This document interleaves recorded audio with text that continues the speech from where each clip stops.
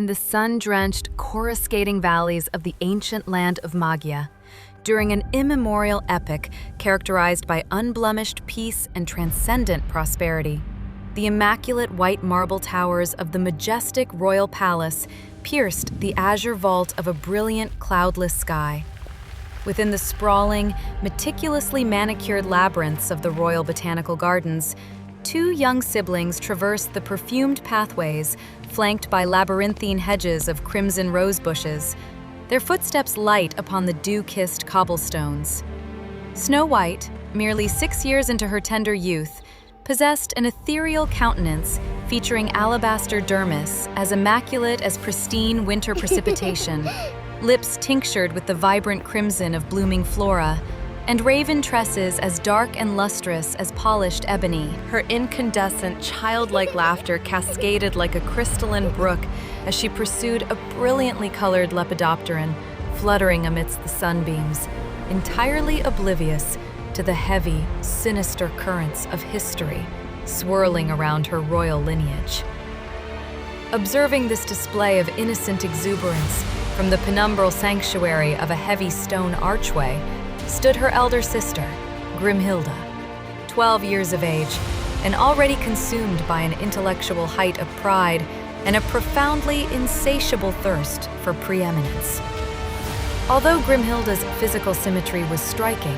her ocular organs projected a tenebrous, calculating malevolence while she clutched an ancient, leather-bound grimoire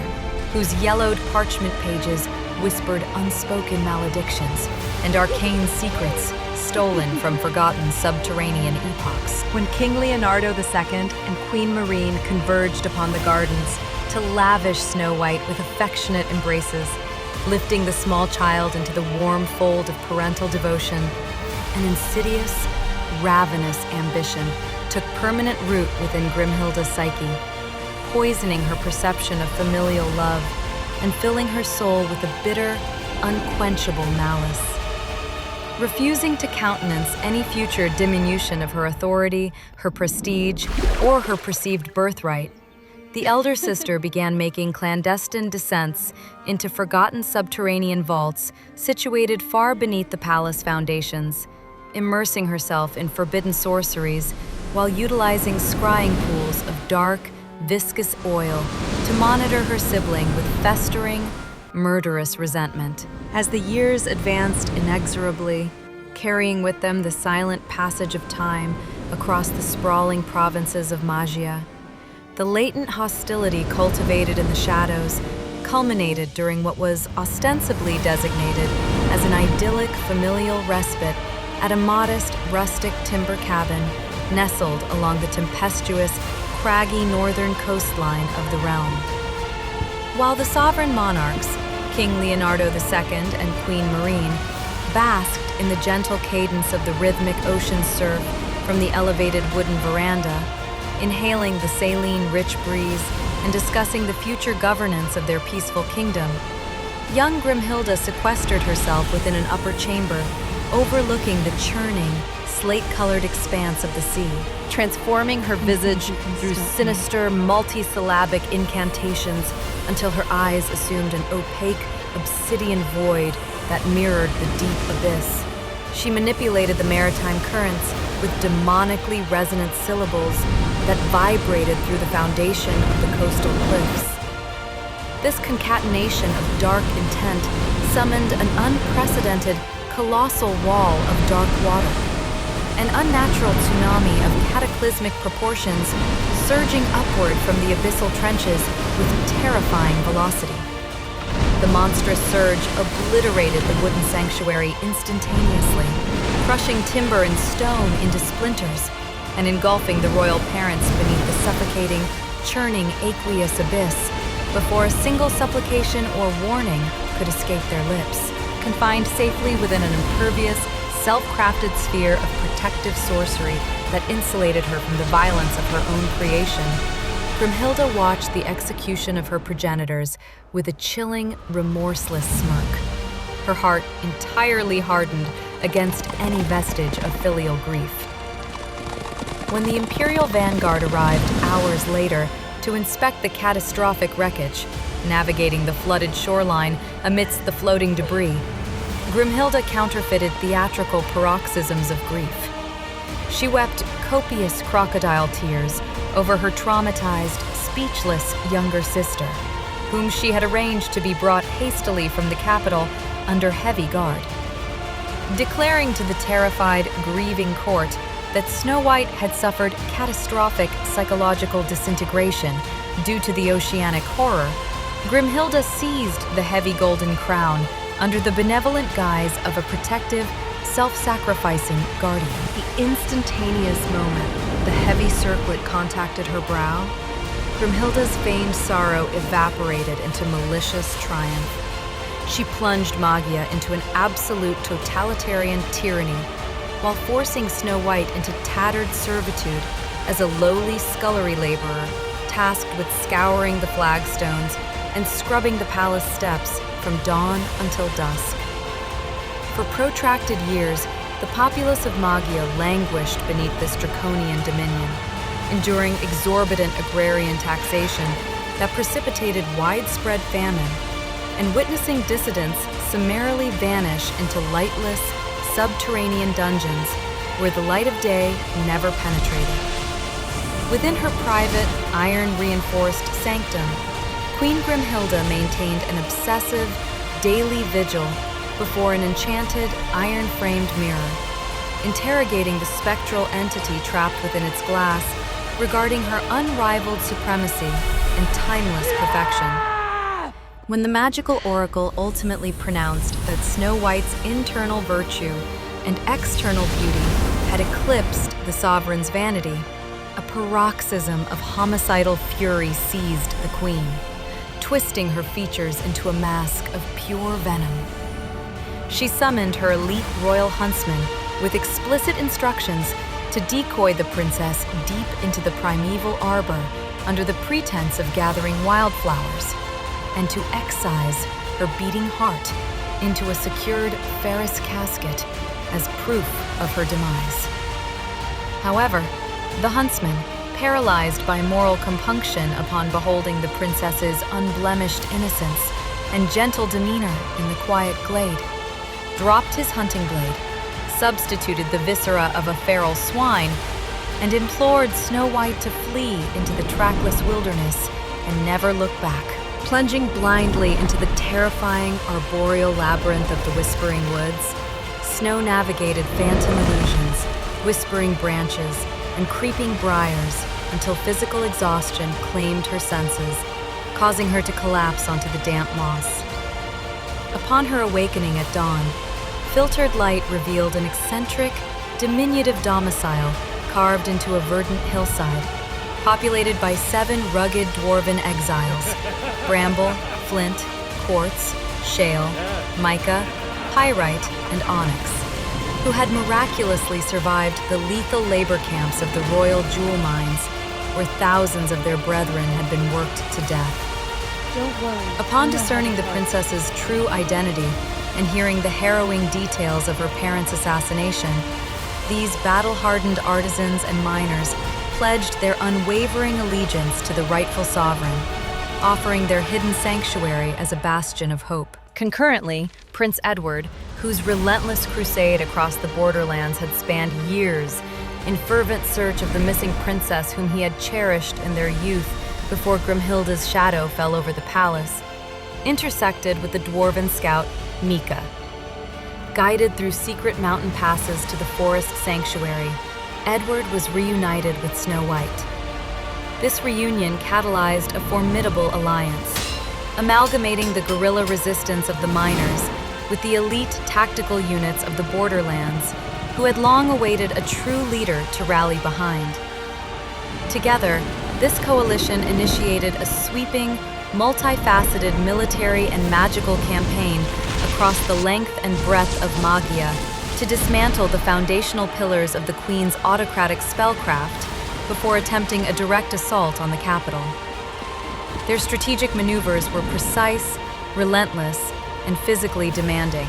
taking the rebel forces through the most hazardous landscapes of the kingdom, navigating the mist-drenched Whispering Woods, They solicited the arcane assistance of the Hermetic Order of the Silver Dawn, where Snow White's pure resolve convinced the Hermit Knights to break their century-long neutrality and lend their enchanted steel to the impending uprising.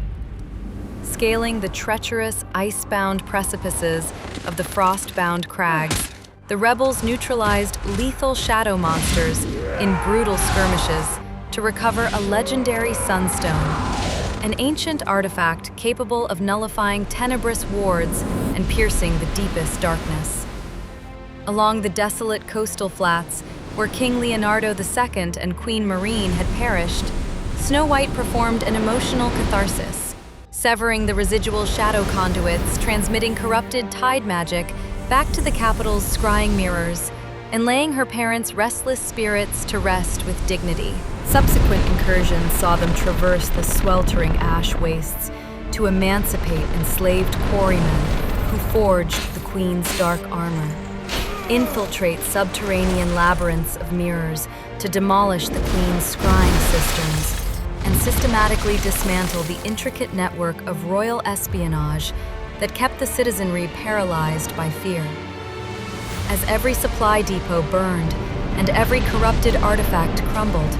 Grimhilda felt the magical conduits feeding her vanity and power begin to sever one by one.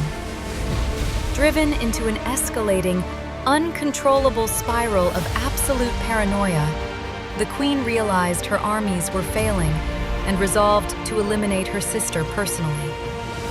Utilizing a dark blood ritual, Grimhilda transformed her flawless features into those of a withered, stooped old hag, brewing a potion of dark lethargy to create a poisoned, slumbering apple. Disguised under shadow magic, the Queen slipped past the rebel perimeter at night, approaching Snow White's command tent while the camp slept. Presenting the blood-red fruit as a gift of peace, Grimhilda urged Snow to take a bite. However, as the fruit approached Snow's lips, the sunstone suspended around her neck began to pulse with a violent golden heat, reacting to the dark magic bound within the skin of the apple. Recognizing the malicious energy and seeing past the hag's illusion, Snow drew her blade. Realizing her assassination attempt had failed, Grimhilda dropped the poisoned fruit, which rotted the earth where it fell, and vanished into a cloud of dark ash, fleeing back to the capital as the rebel horns sounded the charge across the hills. As the assembled revolutionary forces converged upon the capital in a vast tide of defiance, surrounding the imposing perimeter of the royal citadel with banners of liberation fluttering in the wind, Snow White stepped forward onto an elevated stone balcony overlooking the sprawling central plaza. Thousands of weary, long-oppressed citizens had congregated beneath the threatening ramparts, their faces etched with the suffering of a generation. Projecting her voice across the stone expanse with immaculate articulation, absolute clarity, and profound moral authority, she delivered an uncompromising indictment of the reigning tyranny. She declared that the time had finally arrived for the realm to stand up and purge itself of the brutal queen of terror and darkness who had bled them dry. She called out the fanaticism that had poisoned their society, a toxic, uncompromising zealotry operating exclusively through psychological intimidation and terror, hiding its cowardly violence behind innocent lives, using ordinary men, women, and children as disposable human shields in its desperate bid for control, glorying in sudden acts of unprovoked brutality, and feeding endlessly off the misery and grief of innocent families, proclaiming with ringing conviction that no civilization could endure under a regime built entirely on nihilistic violence, forced indoctrination, and the celebration of death. Snow promised her people that the shadow of such fanatical horror was about to be obliterated forever by the light of truth, justice, and liberation. Catalyzed by this monumental declaration, the populace surged in synchronized defiance, shattering the massive citadel gates from within alongside Prince Edward's armored vanguard and the fearless dwarven miners, who battered through the reinforced iron with specialized explosives and sheer determination.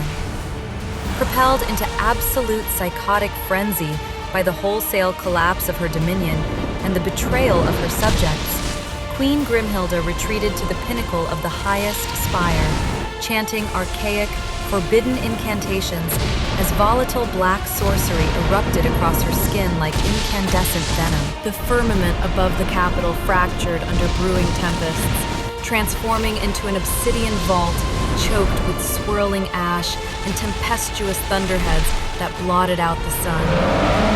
In a grotesque, anatomically harrowing manifestation of unbridled transmutation, Grimhilda shed her human morphology entirely, expanding into a colossal, terrifyingly formidable black dragon, characterized by cascading venom dripping from massive fangs and ocular organs burning with the intensity of molten coal. The monstrous entity unleashed a deafening concussive roar that fractured the ancient stonework of the palace, exhaling torrents of suffocating dark combustion across the courtyard and scattering the advancing guards. Prince Edward interposed himself instantaneously between the abyssal beast and Snow White, deploying a heavy steel shield to deflect raining masonry and gouts of flame, while the dragon lashed out with razor-sharp talons that scored deep fissures into the marble flooring. Refusing categorically to remain shielded or sequestered behind her defenders, Snow White strode resolutely past the prince, stepping directly into the gale-force tempests generated by the massive, leathery wings of the beast. Fixing her gaze unflinchingly upon the monstrosity responsible for her familial slaughter and national subjugation, she observed the dragon lowering its massive, serpentine head to gather a final, devastating cataclysm of dark fire within its cavernous maw, preparing to incinerate the entire citadel and erase every trace of hope. Drawing a radiant, razor-edged steel brand from her hip, its polished surface reflecting the golden luminescence of the sunstone suspended around her neck, Snow planted her boots firmly amidst the swirling debris and elevated her voice above the screaming winds, declaring to the monster and to the heavens that she was no longer scared of the dark. Leveraging the cumulative strength forged through years of menial torment, emotional devastation, and unwavering tactical fortitude, she hurled the pristine blade with pinpoint trajectory directly into the center of the dragon's heavily scaled sternum. The steel penetrated past the defensive integument, piercing straight into the core of the darkened heart. A blinding, searing detonation of pure golden radiance erupted outward from the wound, neutralizing the ancient sorcery that sustained the nightmare form and shattering its dark power. Accompanied by a final, earth-shattering shriek of absolute agony, the immense draconian chassis collapsed inward, dissolving rapidly into a harmless cloud of gray ash that dispersed upon the morning wind. As the obsidian tempests dissipated, the inaugural rays of a brilliant morning sun breached the horizon, bathing the liberated kingdom of Magia in a profound golden illumination for the first time in a generation. Triumphant acclamations echoed from the metropolitan streets upward to the restored Palatine Heights. Responding to the unified volition of the citizenry who demanded their true sovereign step forward, Snow White accepted the mantle of sovereignty, undergoing a solemn coronation as a maiden queen dedicated to healing the psychological and infrastructural wounds of the realm. Throughout her luminous, albeit concise, solo reign, Queen Snow White dedicated every waking hour to dismantling oppressive statutes, restoring the coastal municipalities, establishing transparent civic governance, and fostering a permanent era of peace across every province. Once the foundational stability of Magia was flawlessly secured, and the dark scars of the past thoroughly healed, Snow White turned her heart to her personal happiness. In a grand celebration that brought together citizens from every corner of the realm, Snow married Prince Edward, sharing the mantle of leadership with him to ensure that the Land of Light would endure in perpetual harmony, courage, and prosperity for generations to come. The two shared their dreams, ruling a kingdom of love as two lovers. The dwarfs clapped hands, and under the orders of Queen Snow White, a new mansion was built in the city center, so the dwarfs can call that place Sweet, Sweet Home.